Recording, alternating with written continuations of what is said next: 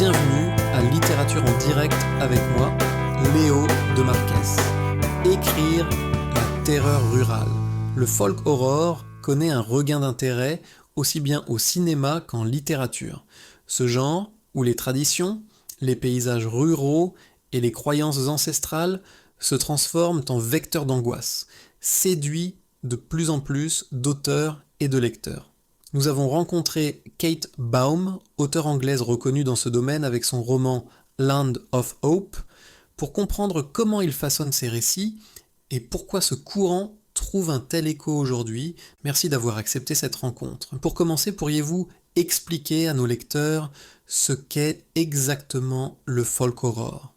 Le folk horror est un genre à la croisée de plusieurs traditions, la littérature gothique, le fantastique et surtout le folklore local. Ce qui le distingue, c'est sa manière de plonger dans les rituels, les mythes et les paysages ruraux pour révéler une angoisse profonde. On y trouve rarement des monstres au sens classique. L'horreur vient plutôt d'une communauté repliée sur elle-même ou d'une nature perçue comme indomptable et inquiétante. Tu captes? Donc, l'horreur est ancrée dans quelque chose de familier, presque banal. Tout à fait.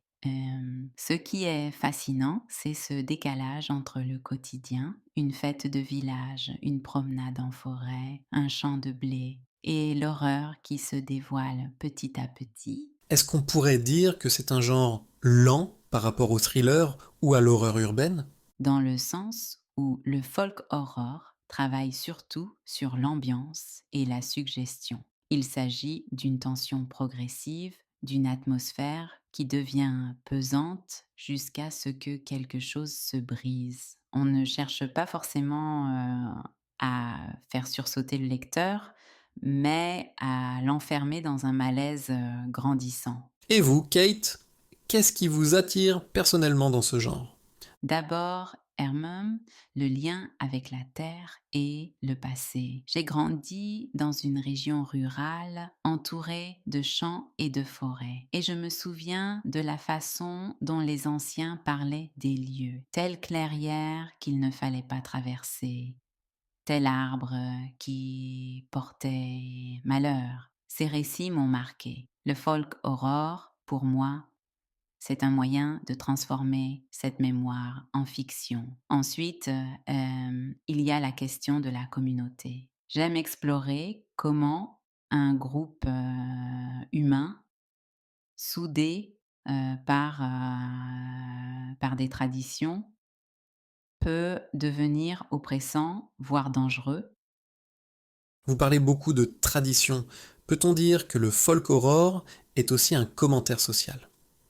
Absolu. On y retrouve souvent la peur de l'étranger, la méfiance envers le progrès, mais aussi une critique du poids des coutumes. Dans mes histoires, je m'intéresse particulièrement à la manière dont une communauté peut imposer ses règles à l'individu jusqu'à l'étouffer. L'horreur naît de ce déséquilibre.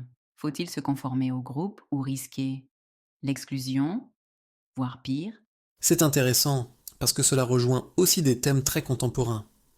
Tout à fait. Derrière les masques anciens, le folk horror parle en réalité de problèmes actuels. La peur du changement, le conflit entre tradition et modernité, la tentation de se replier sur une identité figée. C'est pour ça que ce genre, même s'il s'appuie sur le passé, reste très vivant aujourd'hui. Parlons un peu de votre processus d'écriture. Comment construisez-vous une histoire de folk horror ? Je commence presque toujours par le lieu. Le paysage est le premier personnage. Je peux partir d'un village isolé, d'une église abandonnée, d'une colline qui domine la vallée. Ensuite, j'imagine l'histoire ou la légende qui pourrait y être attachée. Le récit s'organise autour de cette tension entre le décor et les personnages qui le traversent. Donc le décor n'est pas seulement un arrière-plan, c'est une force active.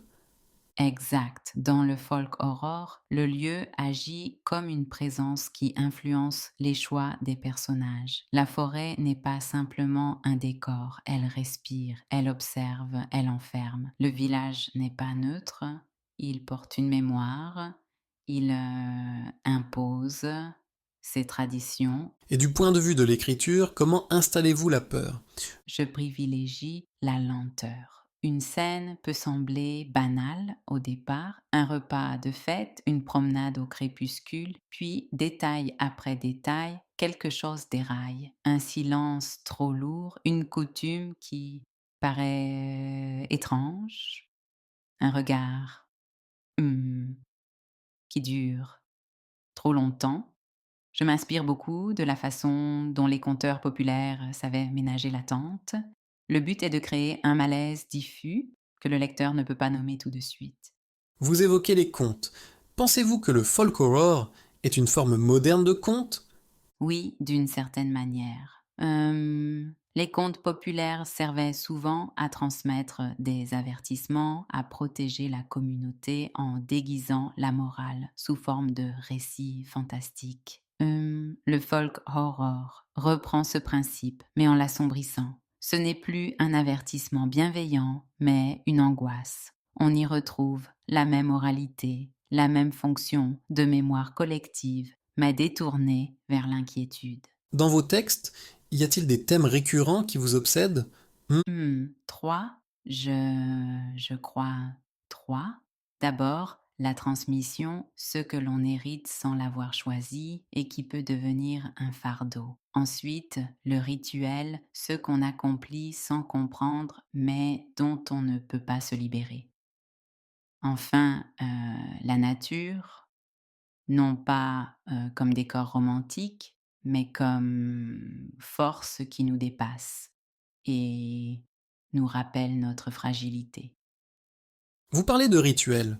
Avez-vous déjà créé de toutes pièces un rite pour vos histoires? BV, je m'inspire de fragments réels, un proverbe, une superstition, une coutume oubliée, puis je les déforme pour inventer un rituel. Par exemple, dans un de mes récits, les habitants d'un village accrochent des morceaux de tissu rouge aux arbres avant la moisson. On découvre plus tard que ce geste cache une vérité bien plus sombre. Créer un rituel, c'est donner une texture crédible à l'histoire parce que le lecteur sent qu'il y a là quelque chose d'archaïque, de profondément enraciné. Est-ce que vos lecteurs réagissent différemment selon qu'ils viennent d'un milieu rural ou urbain? Oui, je le remarque souvent. Les lecteurs urbains voient dans mes récits une sorte d'exotisme sombre, une plongée dans un monde inconnu. Les lecteurs issus de la campagne, eux, me disent parfois ça me rappelle les histoires qu'on me racontait enfant, ou bien, chez nous aussi on évitait ce genre de lieu. Leur réaction est souvent plus intime, plus viscérale. Et selon vous, pourquoi le folk horror revient-il en force ces dernières années, en littérature comme au cinéma?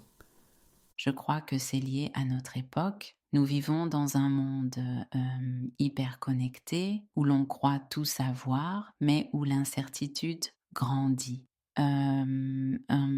Le folk horror nous rappelle que des forces invisibles, la nature, la mémoire, la tradition continuent d'agir sur nous. C'est une manière de redonner une voix à ce que nous avons voulu oublier. Pour conclure, quel conseil donneriez-vous à un jeune auteur qui voudrait s'essayer au folk horror? Je lui dirais de commencer par écouter les histoires de sa région. Il y a toujours des récits enfouis, un lieu qu'on évite, un dicton étrange, une fête dont on ne connaît plus vraiment l'origine. Ensuite, de travailler sur, l'atmosphère. Une odeur, un silence, une lumière peuvent suffire à créer le malaise. Et surtout, ne pas chercher à copier les clichés du cinéma, mais puiser dans le réel.